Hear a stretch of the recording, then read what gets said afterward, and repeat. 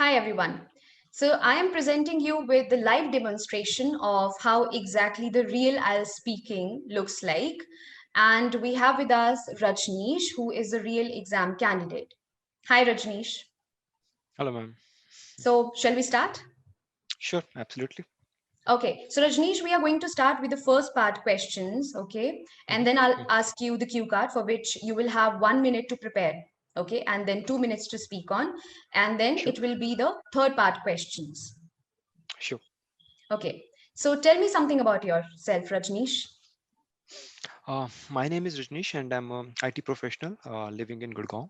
And actually, due to lockdown, I was in Ludhiana for a phase of 1 year, and in the meanwhile, I got the chance to study to prepare for the IELTS um, with ACCT and with you. And I think that was Hmm. the best part of the best decision that I made. All right. So Rajneesh, moving on to the next set of questions. Now I would like to discuss about photography with you. Okay. Okay. So you Mhm. like doing photography? Um, to be very honest, I'm not that a professional photographer, but yes, I try to capture all the movements that I go through on the day-to-day basis. That is with my child, with all the living organisms that are around me, the nature, the flowing water. That's it. Nothing more than that. Okay. So if given a chance, would you like to become a professional photographer someday?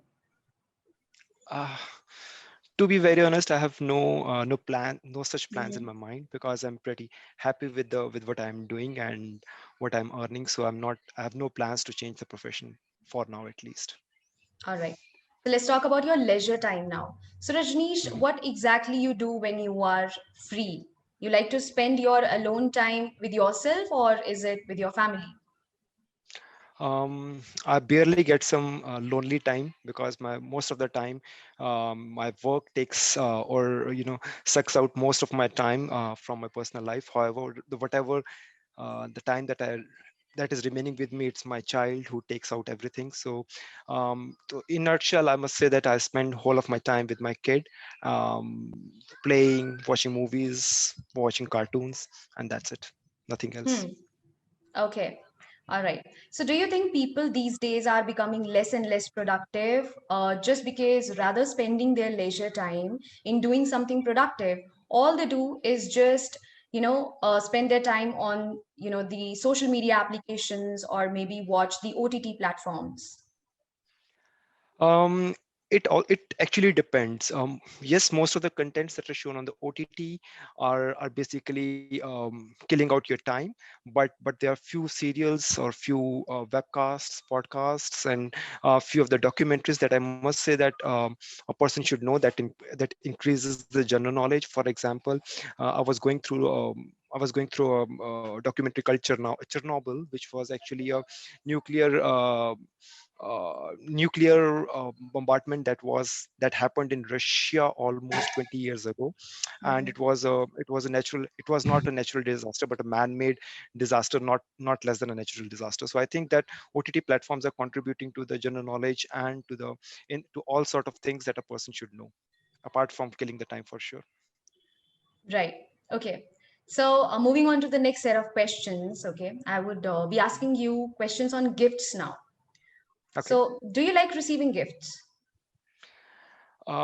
It depends. If it is from my family members, yes, but not from the unknown people, because if you receive it, ends you up in a vicious circle to pay the debt back, and which I don't actually like. Hmm. All right. And do you think that gifts have to be expensive all the time? No, not at all. To me, it is more about the personal touch. It's all about the love. It's all about the memories. You can buy the expensive things by yourself as well. For to me, it's never about the cost or the price tag that is attached to the gift. It is all about the touch or the love with which the person is giving. All right, Rajneesh. Now it's time for the cue card. Okay. So for the cue card, I'm going to share my screen with you, right? Okay, And you sure. will have 1 minute to prepare your notes on the cue card Hmm. given, and then you will have two Okay, minutes to speak on, right? okay, sure. Okay. So that's your topic, and your 1 minute starts now.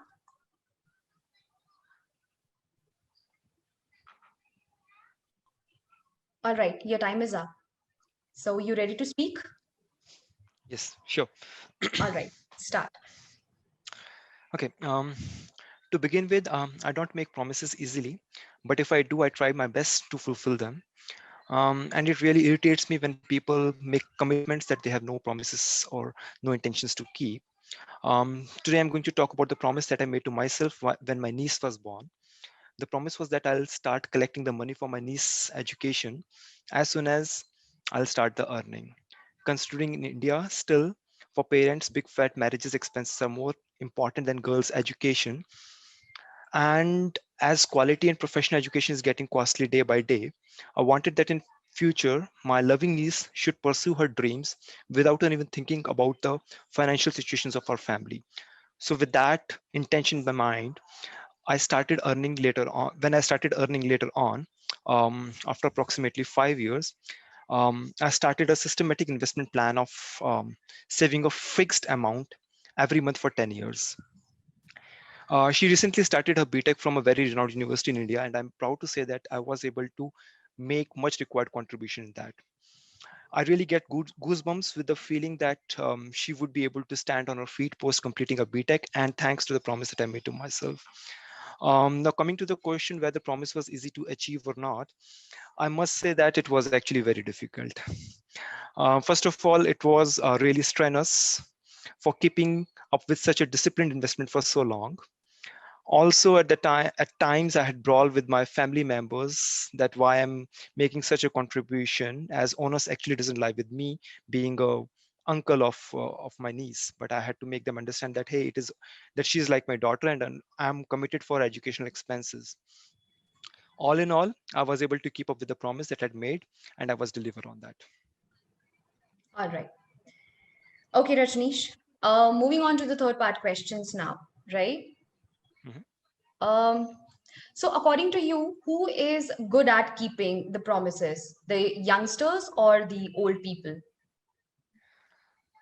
Actually, it depends. It has nothing to do with the age bar or the age of the person who is making or committing up the promises. It is all about the people's attitude and how they are perceiving the promises that they have made. For example, normally children are very conservative in making promises because they know that that would unnecessarily bind them to a vicious circle of completing that promise. However, on the other side, parents normally make up the promises that they have no intentions to keep. It is just for the um, it is just for luring them towards a better score or towards getting the better feedback from their teachers. That's it. Okay, so generally asking, do you think that Indian parents they happen to make a lot of promises to their children? Yes, Indian parents, I must say, too much. They make too much of promises to their children. Mhm. As I said, most of them is to lure them towards a better score in the exams. This usually involves buying expensive clothes, electronics, or taking them to a restaurant of their choice if they study well or get the good feedback from the teachers. It's generally made just to make it. It is never intended to keep up with them.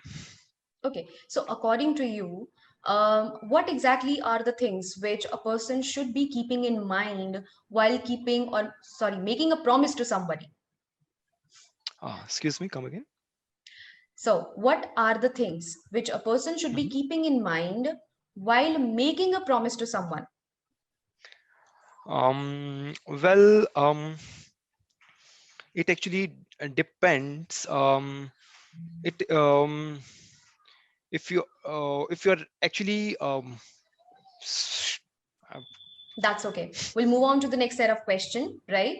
mhm, mhm, So, do you think that the youngsters, especially while they are making promise to anyone, should be taking mhm. any sort of help from the adults? No, actually, if you're talking of the youngsters, no, youngsters are actually matured enough these days. They are matured. They're matured since like we can't compare them with the earlier childhood people. The way we used to grow up when we were not even mature after even after getting up to the age of 15. But now youngsters know what they are doing, what they are saying, and I don't think that they should refer to their parents. It is all about the values that they have been inculcated in themselves by the education institute and by the parents themselves only. So I don't think that there's specific need of guidance for making up the promises. All right, Rajneesh. So that is the end of your speaking test. Thank you so much for coming. Have a Thank you great so day. much. Thank you. So that was a sample, guys. Along with the pronunciation and the fluency, I would also want you to take into consideration after listening to this audio video again how the discourse markers were used by Rajneesh. You see, the usage of the discourse markers such as hey in the cue card that makes your speaking look and sound more natural, right? And also, you might have noticed that towards the end of the speaking, that is, in one of the third part questions which I asked him, he couldn't really answer that. But it was completely fine. Okay. And this is a situation which might happen to you as well. So do not panic. Just wait for the next set of question to be asked by the examiner. Answer it, right? Because you can easily score 7 and above scores. Okay. And this was exactly a 7 band IELTS speaking sample. Thank you so much for watching.